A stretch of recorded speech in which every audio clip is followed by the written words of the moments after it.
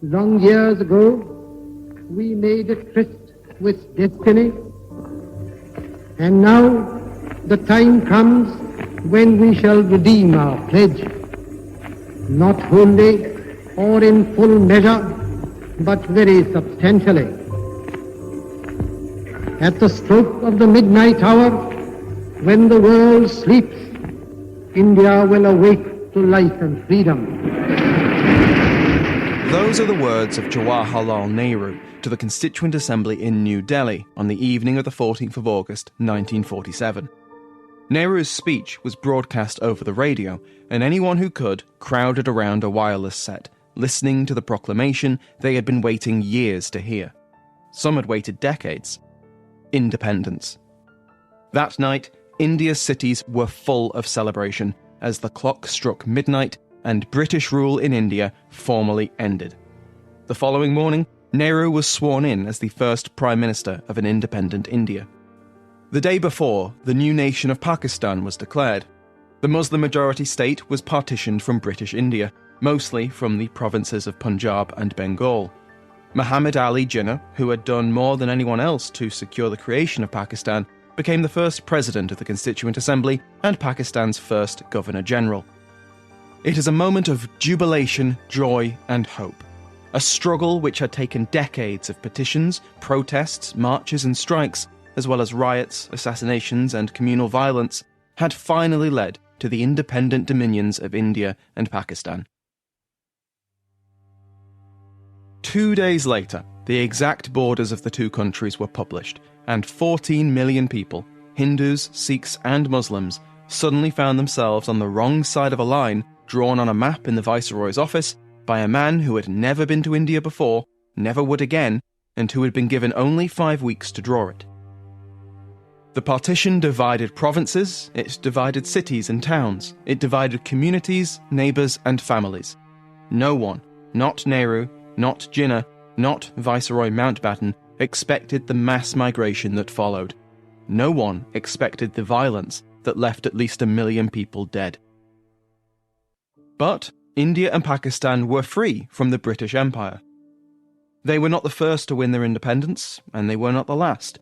But for many, then and now, this marked the end of the empire that was. Welcome to Winds of Change. I am Dr. Samuel Hume, and on this podcast we will be discovering how the sun set on the British Empire. Each season will be devoted to a different part of that empire, and how their people won their independence from it. In this first season, we, of course, have to start with India. The greatest jewel in the imperial crown, British India was by far the largest part of the British Empire. In the early years of empire, South Asia promised luxury goods and endless wealth. Later, it became a source of raw materials and then a market for British manufactures, feeding the Industrial Revolution. Later still, India was a source of manpower in the First and Second World Wars, as Indian troops fought and died for king and country in the trenches of Flanders and the jungles of Burma. In many ways, India defined British interests, first as the East India Company's ambition expanded British influence, and then, once India was painted red on the map, politicians and officials in London, Calcutta and Delhi were constantly wary of any attempt to take India away, whether that attempt came from foreign rivals or the people of India themselves. But, despite that wariness, midnight of the 15th of August came and went, and it took the British Raj with it. Over the next 12 episodes, we're going to examine the whole period of British rule, from the first hesitant embassy to the court of the Mughal Emperor, to the height of the British Raj, and through to those hopeful, tragic days in August 1947. Along the way, we will be joined by experts on every part of this history. There was no trial, there was no search for evidence if these were rebels or not. They were considered to be rebels and just killed. I mean, Gandhi was more of an agitational politician, whereas Jinnah was a constitutional politician.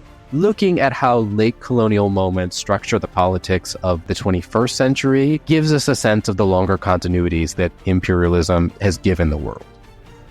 The sun never set on the British Empire, until it did. Winds of Change, Season 1, Episode 1, The East India Company.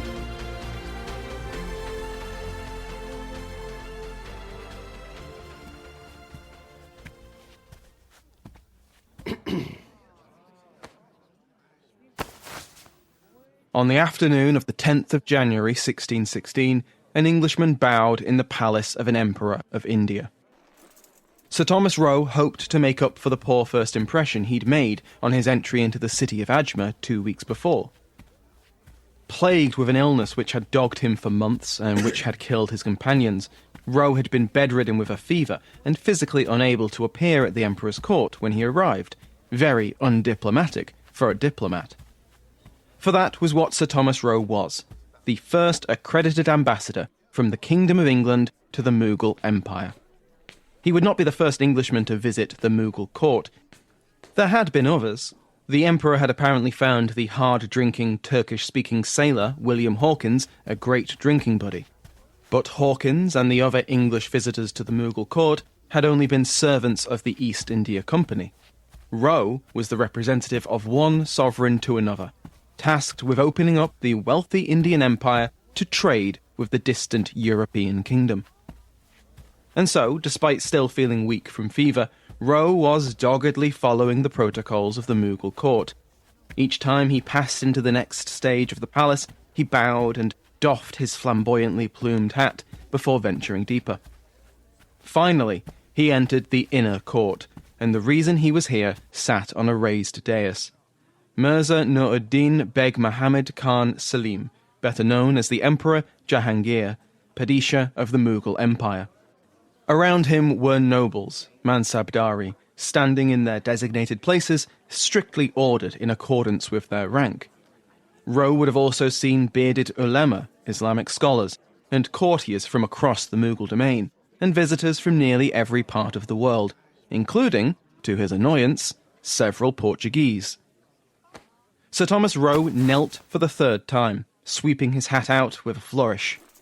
Jahangir welcomed Roe to his court as the ambassador of his brother, James VI and First. He inquired after Roe's health and granted the ambassador permission to be absent from court until his health improved, and even offered his own doctors to nurse him. He graciously received a letter from King James and accepted Roe's commission as an ambassador. And then the audience was over, and Roe gratefully retreated to his sickbed. Over the next few days, there was some small contact. Messengers arrived at Roe's lodgings to take the English seal to show to the curious empress, to borrow some of Roe's servants to show the emperor how to wear his gifts, a scarf and sword, in the English fashion. Roe eagerly wrote of his encounters, expanding on how graciously he had been welcomed and how important the emperor saw his ties with England and his royal brother, James. In Jahangir's own diaries, written almost daily and in detail, his meeting with Roe doesn't get a mention. No other Mughal accounts record it either. The arrival of the English embassy was a curiosity, but not one worth taking note of.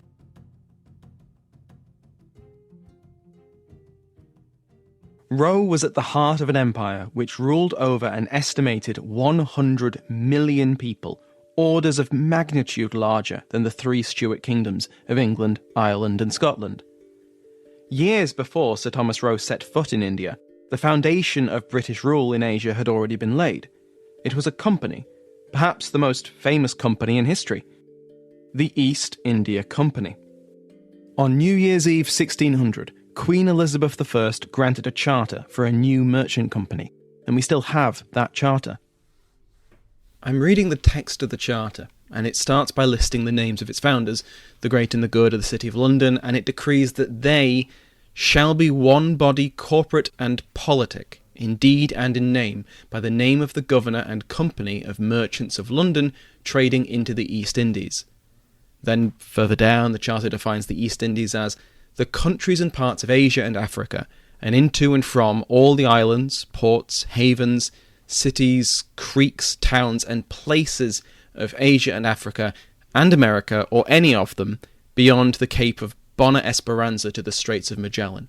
So that's between the Cape of Good Hope, the southern tip of Africa, all the way east to the southern tip of South America. Think about the name, the East India Company, or what it would sometimes call the East Indies Company. This is Philip Stern, Professor of History at Duke University and author of The Company State and Empire Incorporated. this concept of the East Indies for Europeans was really this very wide Indian Ocean world. The East India Company's charter, for example, specified it to have the jurisdiction between the Cape of Good Hope and the Straits of Magellan. So it essentially was in charge of English contact with half of the globe. More than just making it responsible for English contact, the charter granted the company jurisdiction over English goods, ships, and even English subjects in the Eastern Hemisphere. This isn't the only reason that the East India Company stands out from other corporations, though.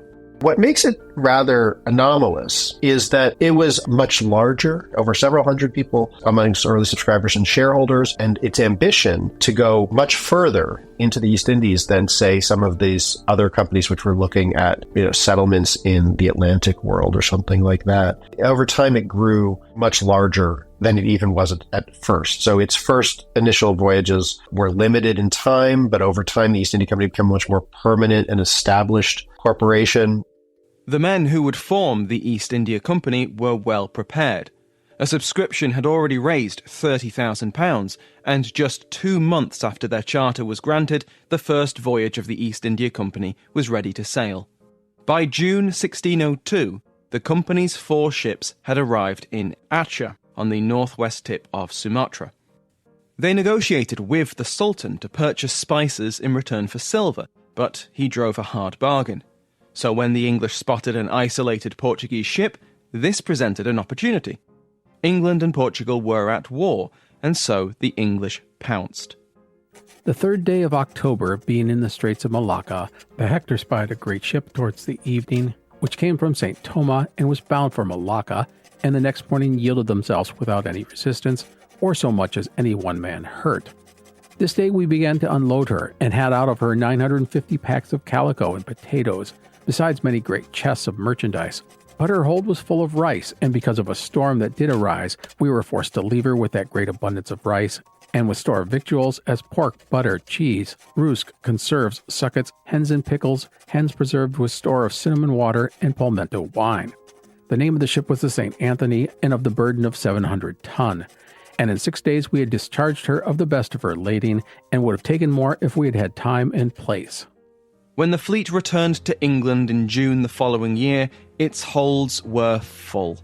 More than 900 tons of cinnamon, pepper, and cloves, some bought at Aceh, most captured from the unfortunate Portuguese vessel. It brought the East India Company a 300% profit, and fewer sailors, since 185 of them had died on the dangerous voyage. More expeditions were quickly planned. The charter was granted for a term of 15 years, but in 1607, Elizabeth's successor, James VI of Scotland, and now the first of England and Ireland, agreed that the company could expect perpetual succession. Which takes us to Sir Thomas Roe's feverish first meeting with Emperor Jahangir. The company had sent representatives laden with gifts to the court many times, but once their identities as mere merchants were revealed, they found a cool reception. But an ambassador from one sovereign to another could get access which a company servant could not. So it was that James VI and I dispatched Sir Thomas Roe as his ambassador, on the recommendation of, and, very importantly for the cash-strapped king, paid for by the East India Company. He was the king's man, sent to represent the interests of the king, of the Kingdom of England, and of the company, which as far as the company was concerned, were all one and the same. Roe spent 3 years in India, following the imperial court as it moved from Ajmer to Agra to Delhi, fighting off fever and dysentery and trying to win security for English trade in Mughal ports. After English sailors made the impolite suggestion that they might just conquer the city of Surat, his job got quite a bit harder. Jahangir was on the brink of expelling English traders entirely, but everything changed when the Padishah Begum, Nur Jahan, the emperor's favourite wife and, some historians suggest, effective co-ruler, took a personal interest in the English traders. Roe was surprised in October 1617 with a farman, a decree, in her name which put the English trade in Surat under her protection. As Roe wrote in his diary, At this instance came in to me from Asaf Khan, a servant, in the name of Nar Jahan, that she had moved the prince for another farman, that all our goods might be in her protection, and that she had obtained it, and was ready to send down her servant with that, to see and take order for our good establishment, that she would see that we should not be wronged, that Asaf Khan had done this for fear of the prince's violence, and because of his delays, that now he was sure that his sister had desired to be our protectress, that the prince would not meddle, and upon his honor I should receive all things consigned to me, that she had written such a command and charged her servant to assist our factors, so that we should have never more cause to complain to Surat. This was likely part of the Empress's conflict with her stepson, the prince mentioned in that source, the future Emperor Shah Jahan. But Roe took the win. The tentative approval of the emperor himself soon followed. He would soon sail home, and he left behind a small but profitable company factory in Surat. He helps to secure what becomes one of the most fundamental footholds for the East India Company, which is rights to settle a factory or a trading post in the Gujarati town of Surat, which was both a major trading point of embark for the Mughal Empire and for that region, but also heavily trafficked because it was also one of the main points of embarkation and communication with the Hajj. So it was a very busy, very powerful, very important town, and having a foothold there was really critical, and eventually, decades later, would have a lot to do with the creation of an English colony at Bombay. There's a number of different ways in which Roe is important in sort of establishing and laying the foundations for English rights to trade in the Mughal Empire, and also for shifting the East India Company's attention to India when it had previously focused on what we might now think of as Indonesia and Southeast Asia. That shift in focus was not solely the English East India Company's choice. Besides the Portuguese, the English found another group of Europeans in the East Indies, their neighbours and rivals, the Dutch. What happened over the course of the first several decades was a rapid increase in the strength and power of its Dutch rivals, the Dutch East India Company. The Dutch East India Company mobilizes a great deal more capital and military power over the course of the first decades of the 17th century, and in many respects manages to make inroads into the East Indies, particularly in Southeast Asia and Indonesia, and essentially outpaced the English in those places. To find out more, I spoke to Rupali Mishra, Associate Professor of History at Auburn University and author of A Business of State.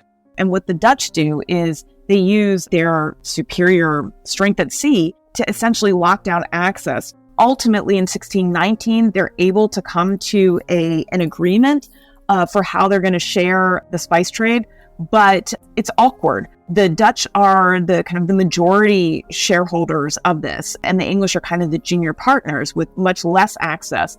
And in some of the places of the East Indies, the two groups are actually even living together. So the English are literally sharing house room with the Dutch East India Company. So you've got these merchants of different companies living together while also being rivals. An awkward living situation, not enough space, and housemates from hell. We've all been there. But at least we weren't in Amboyna in 1623. The rumors that came to the ear of the Dutch commander were that the English were going to join with rivals to the Dutch, and they were going to ally together and overthrow the Dutch. A true relation of the unjust, cruel, and barbarous proceedings against the English at Amboyna in the East Indies. They tortured him with water and with fire by the space of 2 hours. First they hoisted him up by his hands with a cord on a large door, where they made him fast upon 2 staples of iron, fixed on both sides on the top of the door, his hands one from the other as wide as they could stretch. Then they bound a cloth about his neck and face so close that little or not water could go by. That done, they poured the water firstly upon his hand, until the cloth was full, up to the mouth and nostrils, so that he could not draw breath. The Amboyna Massacre, as the English came to call it, was the dramatic arrest, torture, and execution of several English, Japanese, and Portuguese merchants by the Dutch on the island of Amboyna, or Ambon. The Amboyna Massacre became, as historian Alison Games puts it, a shorthand to convey cruelty and betrayal. But, with literal fortunes on the line, the rivalries between European companies often erupted into violence. The English, lest you start to think of them as victims in this situation, do a very similar thing to the Portuguese in Hormuz in the 1620s as well, essentially making a local alliance to kick the Portuguese out of the area violently. This is a lot of the posturing that's been going on for several decades across the 17th century.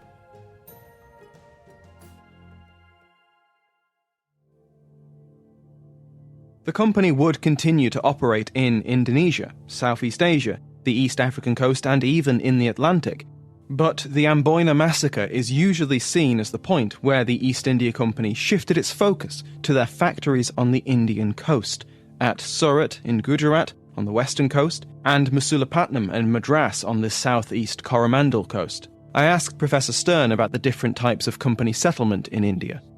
We should distinguish perhaps between what we might think of as factories, which again doesn't mean a kind of industrial enterprise, although the words are related, but it's a trading post or a settlement inside of another jurisdiction or a trading town or something, where one would house and run the operations of your representatives, or what were known as factors. So that's where the word comes from. The factory is the location for the East India Company's factors. So a place like Surat, the East India Company would have factories which essentially were there inside of cities and regions that were under the government of, say, the Mughal Empire. These were very productive, but they were also, of course, subject to other authorities and required a great deal of money and political skill to maintain. As we mentioned before, you could be undercut by the politics of either other Europeans or other competitors from South Asia and around the region, and it could be very volatile and vulnerable as well.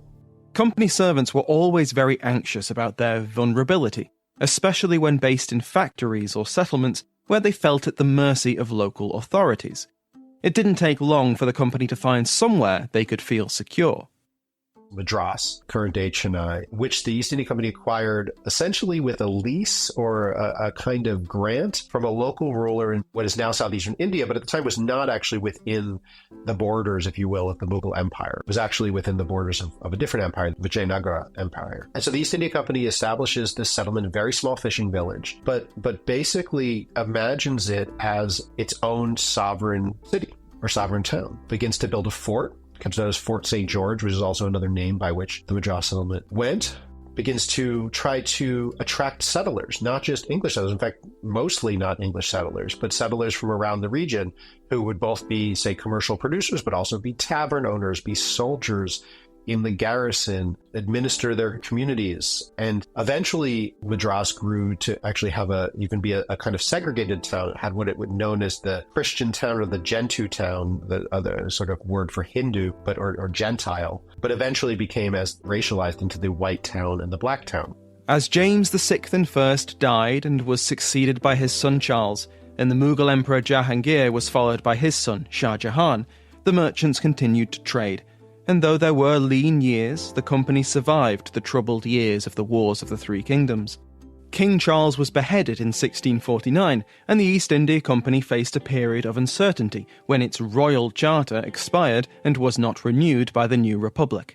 But in 1657, Lord Protector Oliver Cromwell granted the company a new charter with a permanent joint stock of £739,782, and a monopoly over English trade with Asia.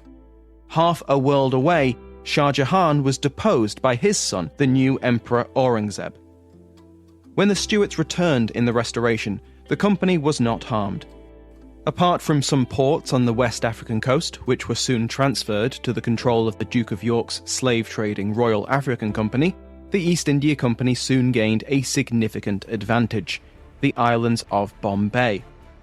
Bombay, modern Mumbai, sits on the west coast of India. It had been a Portuguese possession, but when Charles II married Catherine of Braganza in 1661, the 7 islands of Bombay had been part of her dowry. In 1668, the archipelago was transferred to the East India Company. In time, Bombay would become a hub of the company's growing state. In the 30 years between 1658 and 1688, the company experienced an economic boom. There were 404 completed voyages between London and the East Indies, and increasingly, the company was trading with products from mainland India. By the end of the 1660s, silk textiles made up the majority of company imports, mostly from Coromandel, Gujarat, and especially Bengal. Pepper was now demoted to second place, followed by raw silk, indigo, saltpeter, coffee, and tea. By 1684, the vast majority of the company's imports were Indian textiles, 83%. 1.76 million individual pieces of silk and cotton fabric sailed from Indian shores to European markets, which exploded with new fashions and styles. Of course, with so much money flowing around, a lot of people wanted to get in on the action. For the East India Company, for all of the conflicts and all of the competition we have talked about with the Dutch or the Portuguese or Mughal authorities or Persian authorities, probably the greatest threat and concern for the East India Company were other English subjects who wanted to be in the East India business in some way. They would call these people interlopers, right? They were interloping on the company's rights. This, to the company, was essentially a slippery slope towards complete disorder and anarchy. And they had a zero-tolerance policy for interlopers, officially. In practice, of course, there were many exceptions, many local arrangements, many alliances on the ground that were not quite the way the company's government in London would like things to have gone. The company was deeply concerned about interlopers, and increasingly there were more and more of them. Not just English subjects, but also Scottish and Irish subjects who were finding themselves in the East Indies. The story of interloping is also part of the very complicated and evolving story of the making of Britain itself, because the English East India Company's relationship to the crown's Scottish subjects was very ambiguous and complicated. In fact, in the 1690s, there was an attempt at what we might think of as a Scottish East India Company to compete with the English East India Company, and that's a whole other story. And the same thing with whether or not the king's Irish subjects had a right to be in the East Indies as well. Those concerns with interlopers were, on one level, very much about trade. They were afraid that interlopers making special deals in competition with the official trade of the East India Company would drive up prices. As you can imagine, if you had different English people competing with local vendors, for example, they would raise prices. But it was also a matter of political authority. The English East India Company found it deeply embarrassing and threatening that there were these English people running around the East Indies who not only didn't follow the company's laws, but quite aggressively rejected the East India Company's authority over them, and some in some very colorful language. There's a deposition to the company made by a man called John Hackney, and he's describing how, in Surrey, an interloping Englishman, Thomas Eatman, drunkenly declared, "I do not care a fart for the king and company." And then Hackney states that Eatman tried to bribe him with 6 bottles of wine if he would forget he heard anything. But since we have this record, Hackney doesn't seem to have taken the deal. Maybe it wasn't good wine. There was a religious dimension to this as well. The East India Company saw itself and certainly argued that they were a critical institution to protecting Protestant Englishmen in this world of what they called the world of the infidel. And interlopers they saw as they at least argued, were dangers to the souls of Protestants in this foreign world. And this is laden with all kinds of racialized and ethnically prejudiced kinds of languages and understandings of maybe some willful misunderstandings of how things work in the East Indies. But it was the language in which they spoke. It was the political language in which they sort of rallied support against interlopers. The East India Company actually created its own what they called admiralty courts to try to collect evidence and prosecute these interlopers. The line between interloping and piracy for the East India Company was very, very thin, and very often interlopers would be understood as pirates and pirates would be understood as interlopers, and the languages and the sort of legal implications of those categorizations would be mobilized by the East India Company to try to defend itself. And it was always a losing game. They were never very successful at keeping all those people out. You can imagine the East India Company's footprint across Asia in the 17th and early 18th century was fairly minimal if you look at the map. And it's a pretty big place and a lot of space for lots of people to prosecute their own interests in trade. People would go and live in Asia for decades and thumb their noses at the East India Company's authority. The relationship between the company and the Mughal court seemed like a strong and mutually beneficial partnership. But in the 1680s, the company tried to force Emperor Aurangzeb's hand. For quite a while, the East India Company had been interested in expanding its rights and privileges under the Mughal Empire, and was very, very keen in particular on acquiring a kind of Mughal grant, what the East India Company tended to think of as kind of a charter-like instrument, which in a Mughal jurisprudence is known as a farman. They very much wanted a set of agreements, a set of concessions from the Mughal Empire.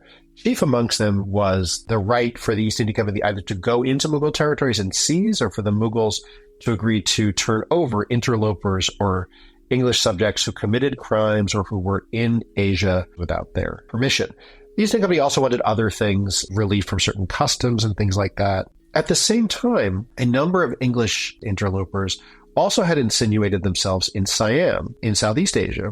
Officials in Madras, sort of the regional head of that area, also wanted to force those people back into company control. And so as you start to get to the mid-1680s, the East India Company starts to get increasingly aggressive and impatient for having these kinds of concessions met and these kinds of demands met. One of those most impatient would be Josiah Child. Child would dominate the East India Company for many years.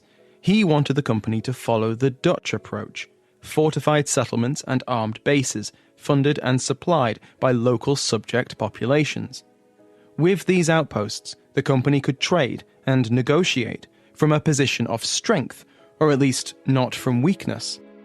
Both Madras and Bombay would suit this strategy of militarization, but the company did not have a similar stronghold in Bengal. Bengal was also growing increasingly important to the company, and it was also the prime example of the company being subject to Mughal abuses. The Nawab of Bengal, the governor Shaista Khan, had imposed a 3.5% export duty on the company, as well as taxing the gold and silver that the company imported to buy Bengali goods. Company officials in India and London agreed that these amounted to the Nawab abusing his authority. In January 1686, Governor Child approved sending a force of 10 ships and 6 infantry companies to Bengal to assert the company's rights and privileges. His intention, as he informed the president of Madras, was to change the company from mere trading merchants into a formidable martial government in India.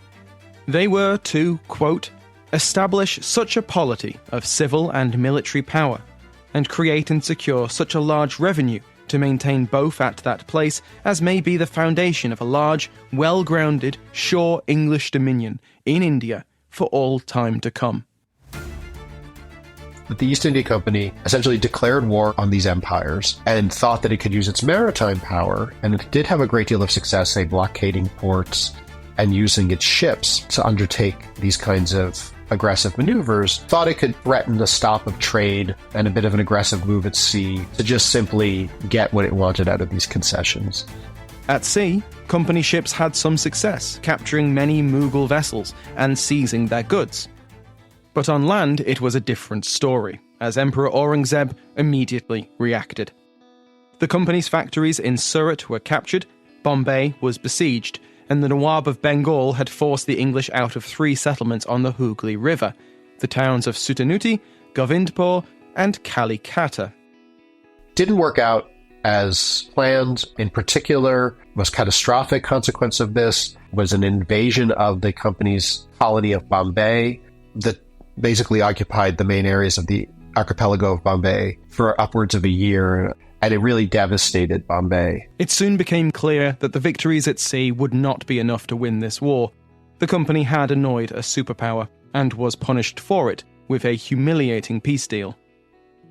The East India Company sent some officials to Surat to negotiate peace, and those officials were put under house arrest and not allowed to leave. And when all of this came back to England, it was really great material for the growing opposition to the East India Company, of people who either wanted to get rid of the East India Company to open up the company's trade or the trade to India, or what ultimately happened, which was to create a new company that would replace the old company, which was very much tied up also in the politics of the Glorious Revolution. Josiah Child had hitched the fortunes of the East India Company to those of James VII and II, which seemed like a good idea at the time. But in the so-called Glorious Revolution of 1688, the Dutch William of Orange invaded, and with the support of English Protestants opposed to the Catholic James, and through his marriage to James's daughter Mary, he usurped his father-in-law's thrones. Many of William's English supporters were fierce critics and rivals of the East India Company, and news of the company's disastrous war was music to their ears. I asked Professor Stern what we can learn from this conflict. The critics who say that they overestimated their military capacities or their alliances were absolutely right. This was not a wise move. But I think it's a mistake in history to see catastrophic consequences and read back foolish intentions. I think it fit within a very coherent and clear ideology and approach of the East India Company to defend its rights aggressively, or what it saw as its rights aggressively in the East Indies. It wasn't just some foolish anomaly, which is how the literature has seen it. This was a commercial company that, because of some bad leadership, overstepped its bounds and tried to fight a war, but actually it was more typical of the way the East India Company approached what it was doing in, say, those 100 years between the 1650s and the 1750s, and helps to explain how the company became an aggressive military force in the late 18th century as it expanded territorially, rather than seeing this moment as some weird anomaly that then was repeated as a weird anomaly 60 years later, if that makes sense. But what about the lessons that the company took from their defeat? The East India Company failed in this war in really all objective measures, but the devastation of Bombay caused by the city's invasion could be seen historically as a real catalyst to the expansion that happens over the next 50 years. I mean, the East India Company really became deeply concerned about how vulnerable Bombay was and spent a great deal of resources and energy over the next 50 years from, say, the 1690s to 1750, building up what became known as the Bombay Marine, building up the fortifications at Bombay, and aggressively defending its power, ejecting the Portuguese from a wider and wider radius around Bombay. The number of crises that happened in the late 17th century could be seen as historically laying the groundwork for the kind of aggressive expansion that you see later. You know, I guess there's the cliche that you lost the battle, right, but you won the war.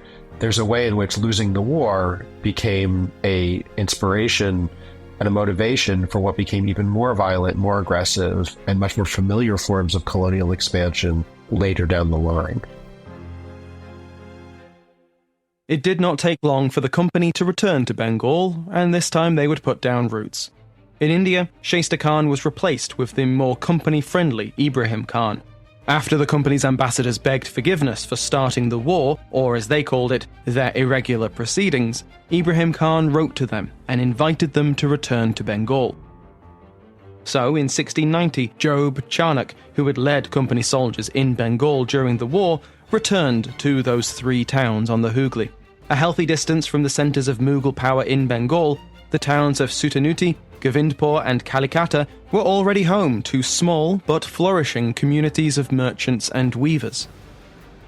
The company established a new factory here, and a few years later, after memories of the war faded and Bengal was riven with rebellion, the company received permission from the Nawab to build a small fort, for their protection from rebels, of course.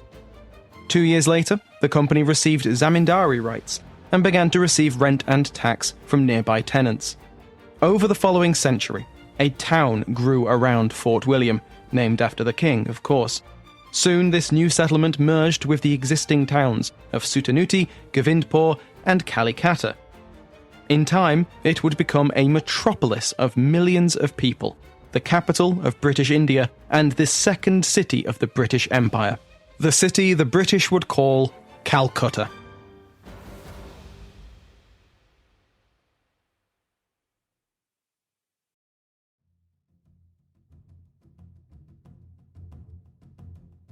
At the beginning of the 18th century, the East India Company was facing two very different futures: success in Asia and turmoil in Europe. In Asia, despite its war with the Mughal Empire, the company was on a firm footing. With factories across the East Indies and fortified strongholds at Madras, Bombay, and its most recent fortification at Calcutta, the company had bounced back from Aurangzeb's wrath. I asked Professor Stern how the company viewed these outposts. The most important and iconic idea here is that the East India Company thought of these places and spoke about them and wrote about them as colonies. They used the term colony and used other synonymous 17th century terms.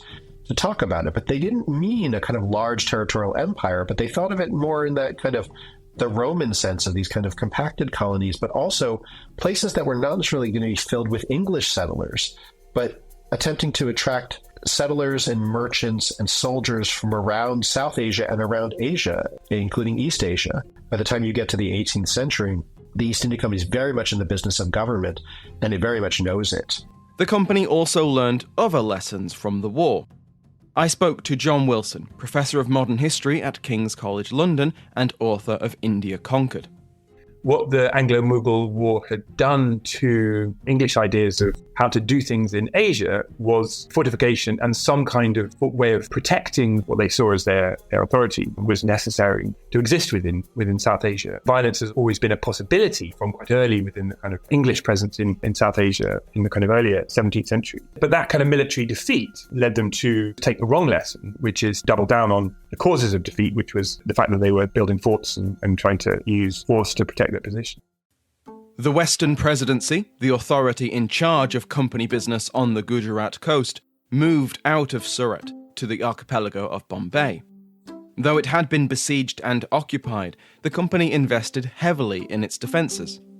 He consolidated that sense of kind of vulnerability, I think, but, kind of led to kind of fortification, led to the different British outposts, particularly, along the coast being kind of fortified, greater investment in Fort St. George, in Fort William, Calcutta, etc. Obviously, also the company what it's protecting is commerce, is its capacity to trade. All while the company built its forts, recruited soldiers, and governed these colonies, the merchants continued to trade. The East India Company's trade was a vast part of English and soon British trade. By 1701, the value of imports from the East Indies matched the value of cash crops produced in the English West Indies, sugar, tobacco, and coffee, and Asian trade was twice as valuable as imports from the North American colonies. Goods imported on East India Company ships were essential for the Atlantic slave trade. The exotic goods of India, the East Indies, and China were re-exported and traded for enslaved Africans to work on the sugar, coffee, and tobacco plantations of the Caribbean and America. This is all to say that trade with the East Indies was still a path to fortune and power, if you could get the East India Company's permission. In April 1702, this rosy financial picture was complicated by the arrival in Aurangzeb's campaign tent of Sir William Norris, the royally credentialed ambassador of William III and agent of the new East India Company. The new what? Through the 1690s, you had a group of people who opposed the East India Company, but what's very interesting is though they spoke in the language of free trade and anti-monopoly, what they really wanted was not to open up the East India Company trade and get rid of a company. There were some people who were making an argument that the trade should be opened up to everybody and just let individual traders go the way, say, for example, you might trade to Europe. What the biggest opposition was actually people who wanted to keep it in a limited joint stock model, but replace this older legacy company with a new company much more closely tied to the Whig politics of the 1690s and to a lot of the individuals and people that were there. This takes us back to 1688 and the critics of the East India Company, who now had the king's ear. After the Glorious Revolution, radical changes in the orientation of how English and ultimately British politics worked really thrust Parliament into a much more central role in governing and guiding politics. And so the negotiations between the court of William and Mary opened up a space for people who had been critical of the company for a very long time. And it's a very motley crew of critics. It includes former company employees and people who had sort of fallen out with the company, former company leadership, actually. There was a bit of a leadership struggle in the 1680s over the East India Company, and the people who kind of lost out on that corporate coup, if you will, kind of didn't go away, but really kept thinking about wanting to create themselves a rival or new company. There were a number of disaffected former company employees, and then there were just others who were invested in other kinds of trades, or a great number of people who you couldn't just buy stock in the company. It wasn't an infinite amount of stock in the company, and you certainly couldn't trade on your own without violating the company's charter, otherwise you'd become one of those much maligned interlopers. All of these people saw an opportunity in the new political environment to maybe forward their critiques, which they also forwarded by associating the East India Company, rightly and wrongly, with the ousted Stuart regime. So associating the East India Company as a kind of Jacobite relic also made a case for why we would need to replace this new company. Over the course of the 1690s, these critics were ascendant.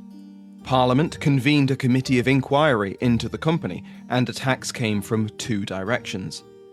In October 1692, a petition came before the House of Commons, listing all the crimes and abuses that the company was accused of. This included the illegal seizure of English property, supporting piracy, arbitrary government in its colonies, and starting the recent war with the Mughal Empire. During this war, quote, many outrages and violences were committed upon the innocent natives on shore, end quote. The day after this petition was presented, the Commons resolved that a new company should be formed. Meanwhile, the King's Privy Council proposed 32 alterations to the existing charter. The company governors defended their position and rejected the proposed changes, leading the king to grow impatient. In February 1693, Parliament moved against the East India Company and presented William with a bill for a new East India Company. But the wheels of state turned slowly, and the old East India Company was not prepared to die quietly. Instead, it committed legal suicide. In March, the company paid its taxes a day late. Company leaders claimed they'd forgotten, but also that the exchequer had been closed for a holiday when it hadn't been. By failing to pay their tax on time, they had violated their own charter and rendered it forfeit. Parliament couldn't revoke or alter it anymore because it wasn't valid anymore. It legally didn't exist. The company's strategy was to force the question of their future out of Parliament's hands and into those of the monarchs. The company had always had better luck with the sovereign than with their parliaments, no matter who wore the crown. If a new charter wasn't issued quickly, then English trade with Asia would collapse. It is now confessed almost by all, even the very enemies of the present company, that the East India trade is of a great national advantage. The gamble worked. That October, a hastily written royal charter was put into effect, which confirmed all the company's previous privileges and disregarded the company's accidental failure to pay their tax. The East India Company was back, and legally it had never left. But buried in the charter was a clause which required the company to accept any reforms that the monarchs or their Privy Council presented over the following year. And what a surprise! The very next month, a charter of regulations was issued from the Privy Council, which included many of the reforms they had previously tried to implement. The company had survived this latest attack, but it had set the precedent that the Privy Council, and potentially Parliament, could review and alter its internal government. And none of this had put a stop to the push for a new East India Company. And eventually in 1698, Parliament, along with William III, chartered this new company to be the English East India Company. Its name is now the Governor and Company of Merchants of England, trading to the East Indies, whereas the previous company in the very style of the early 17th century was the Governor and Company of Merchants of London, trading to the East India Company. So they were trying to make an argument they are also more national and more inclusive and more representative of England. Once this new company received its charter, it sprung into action, trying to tear down its old rival. The ambassador, Sir William Norris, that was the first ambassador since Thomas Roe to come with royal credentials to Asia. But part of what Norris was in India to do was to try to proclaim that the English were now supporting this other company and to not pay attention to what came to be known as the old company and the new company, which is probably the easiest way to keep track of the two of them. The details get very complicated and somewhat comical at times. One of the ways the old East India Company defends itself is by actually investing a lot of money in the new East India Company. Neither company effectively wins. After years of negotiations, the directors of both companies agreed to merge in 1702, and this was finally completed in 1709 with the formation of the United East India Company. The newly united company brought together the strengths of each. It inherited the infrastructure which the old company had built up over a century. Madras, Bombay, Calcutta, the rest of the forts, factories, farmans and diplomatic contacts. And from the new company, it had a vast fund of more than £2 million, generated from subscriptions in the 1690s. The other thing that's very important to understand about how this new company becomes more powerful is that as part of its settlement in uniting, its capital stock is essentially permanently invested in the British Crown. It essentially becomes a major funder alongside the Bank of England of British national debt. In that sense, it becomes much more closely tied to the fate of the nation in very complicated and important ways. But it wasn't just a story of two East India companies. One of the few things which united both companies was their shared anger at their northern neighbours. We often think of this as a conflict between the old and new companies, but it's actually a three-way competition, because in the 1690s, the Scottish Parliament, which again is not part of England, is a separate political body, but also under the same crown of William III, charters its own East Indies and Africa Company, which becomes most famously known actually for not being an East Indies or Africa Company at all, but for actually trying to plant a colony on the Isthmus of Panama, known as the Darien Colony. Their idea was essentially to plant a colony in Panama and truck goods across the isthmus to get to Asia more quickly, which at the time seemed like a harebrained scheme, but of course, as we all know, with the building of the canal was actually not that bad of an idea.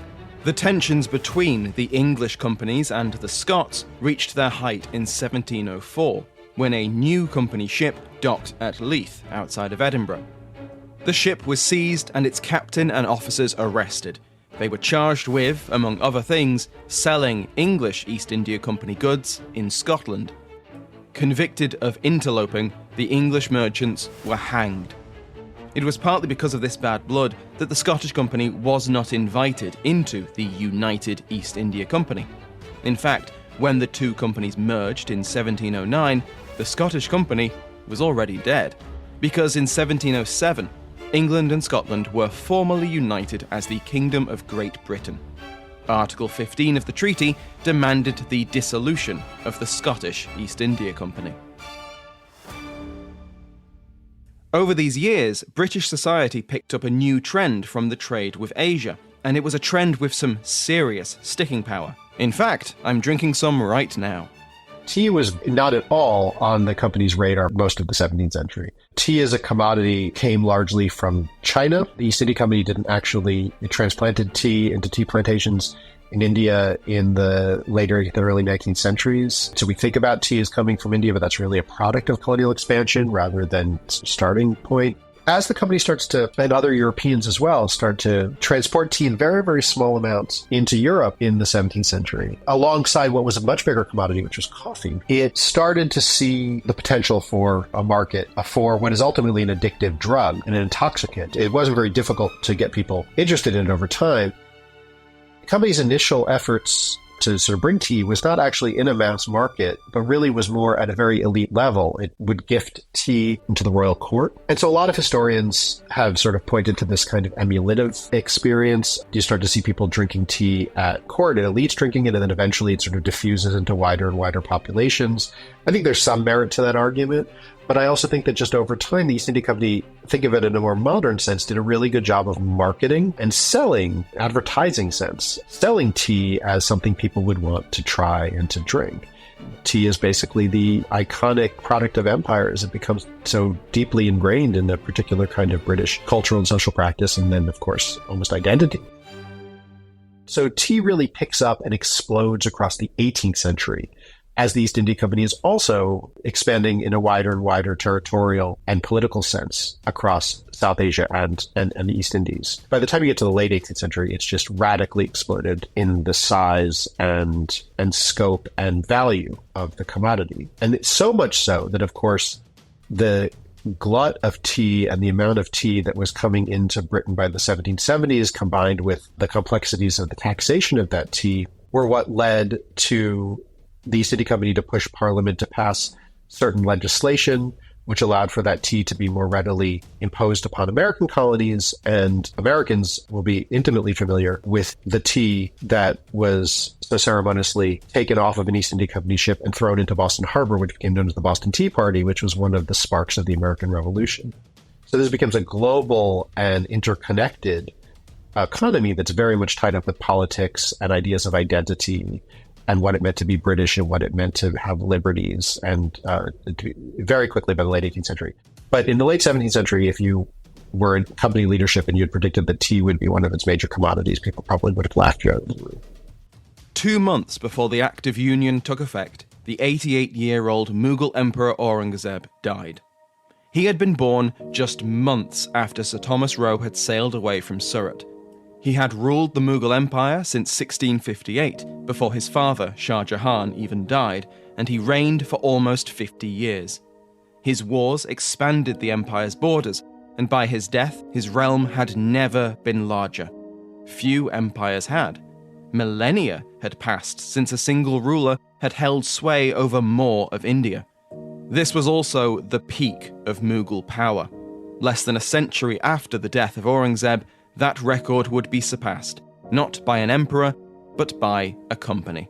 After Aurangzeb's death, for the next 30 or 40 years, you had a rather quick succession of different emperors, a lot of political conflict at the court, very typical dynastic conflict. And you essentially had what older historians in previous generations called a decline of the Mughal Empire. But recent literature tends to think of it not as a decline, but more as a decentralization and reallocation of where political power lay. So Mughal Empire was always very much of a kind of confederated enterprise, which, essentially swallowed up local authorities, put them underneath a kind of common power, but always had distributed rights and was very good at balancing that power to maintain the central authority. By the time you get to the early 18th century, the Mughal Empire starts to lose that control from the center. What you see emerging are much more regionally oriented, robustly powerful polities at a much more local level. So you have rival empires like the Maratha Empire, but also places like Bengal, which became much more, though still nominally under the formal authority of the Mughal Empire, much more autonomous in how they were governed by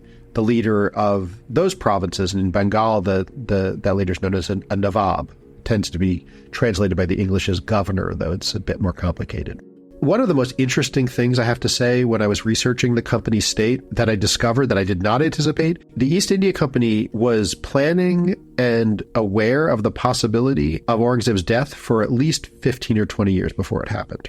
So the East India Company, I wouldn't say that it was fully prepared. It's not like it had a good game plan on file, but both because it had sort of seen it coming, but also because of the nature of what the East India Company was, which was another one of these localized polities of sort in a very complicated political environment, managed to find a way to expand in this decentralized environment much more rapidly and much more effectively than it had under the Mughal Empire.